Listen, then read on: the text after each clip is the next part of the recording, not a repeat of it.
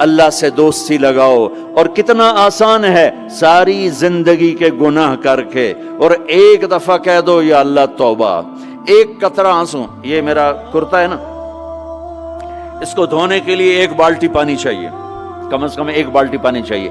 لیکن 80 سال کے گناہوں کو دھونے کے لیے اللہ کہتا آنسو کا ایک قطرہ جو تیری آنکھ میں ہی رہے، باہر نہ نکلے، اتنا دے دے میں تیرے 80 سال کے گناہ دھو دوں گا. ایک آدمی کہتا ہے جی مجھے تو رونا ہی نہیں آتا. کئی لوگ ملتے ہیں کہ جی مجھے تو رونا ہی نہیں آتا. تو میں کہتا ہوں ہائے کر سکتے ہو؟ کہا جی ہائے کر سکتے. میں کہا یوں کہہ دے ہائے میرے اللہ مجھے معاف کر دے، تو تیری ہائے تیرے 1000 سال کے گناہ دھو دے گی، تیرے کروڑ سال کے گناہ دھو دے گی. دیکھو تو صحیح واسطہ کس سے ہے؟ کریم سے.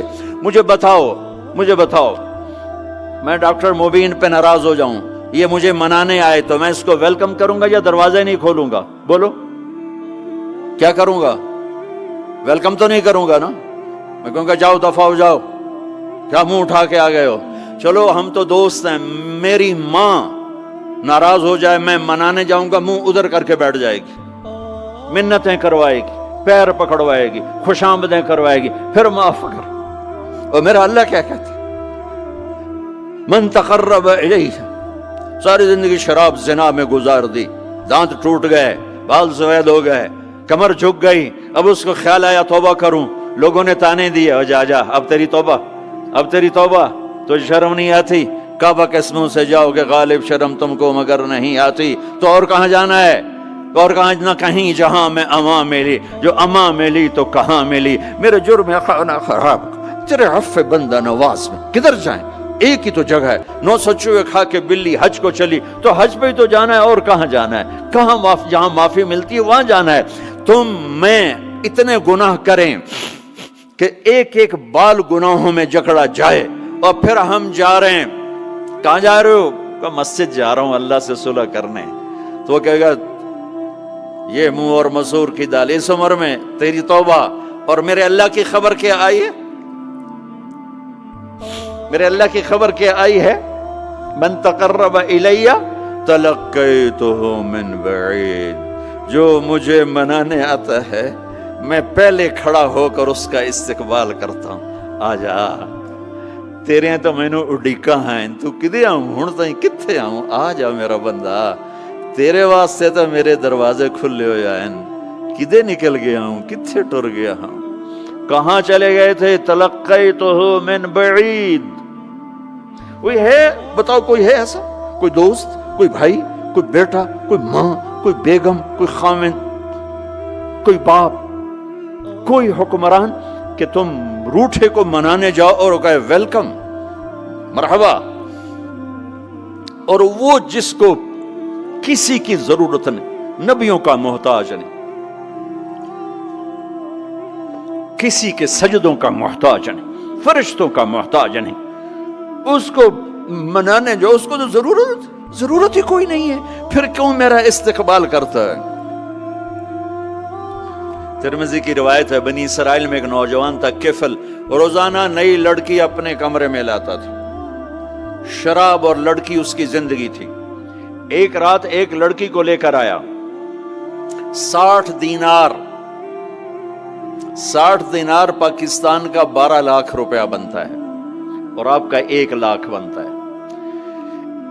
1 لاکھ رینڈ دے کر وہ ایک لڑکی کو لے کر آتا ہے.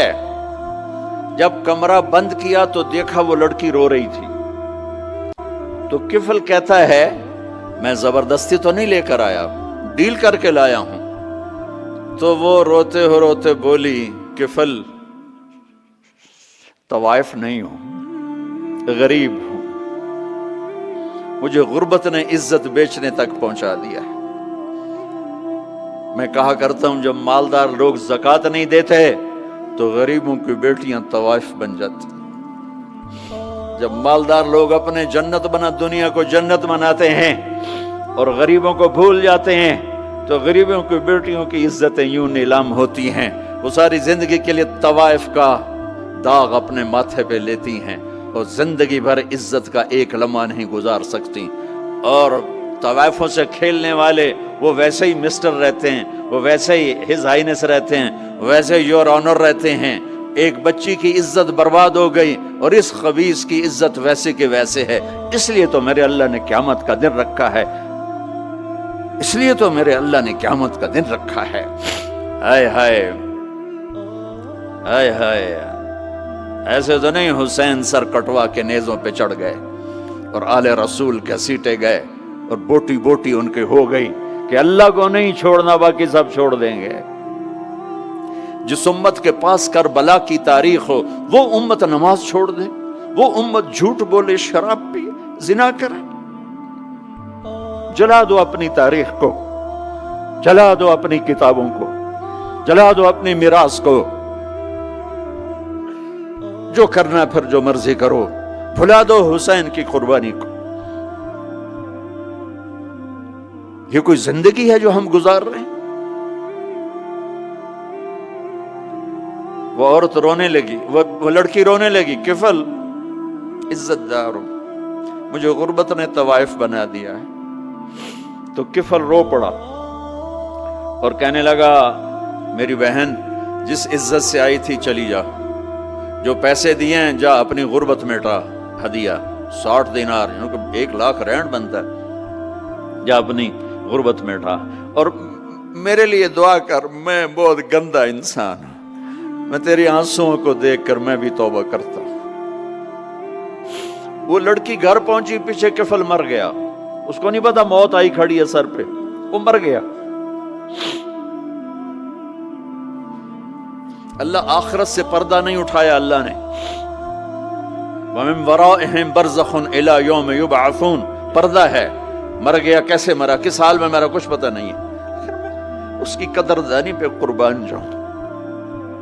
کل اگر یہ مردہ ملتا نا اپنے گھر میں، اس کو کسی نے اٹھانا نہیں تھا، کمرے میں ہی دبا دینا تھا، وہیں پتھروں میں اس کو دبا دینا تھا، یہ ایسا انسان تھا، لیکن وہ تو توبہ کر چکا تھا۔ اور توبہ کے بعد کی زندگی 15 منٹ، آدھا گھنٹہ، گھنٹہ، سوا گھنٹہ، 2 گھنٹے ہے، اور 30 سال کی زندگی زنا اور شراب میں ہے، اور آدھے گھنٹے کی زندگی میں صرف نیت کی ہے۔ کل تک تو بھی سورج میں نہیں دیکھا اور موت نے آ کے اٹھا لیا۔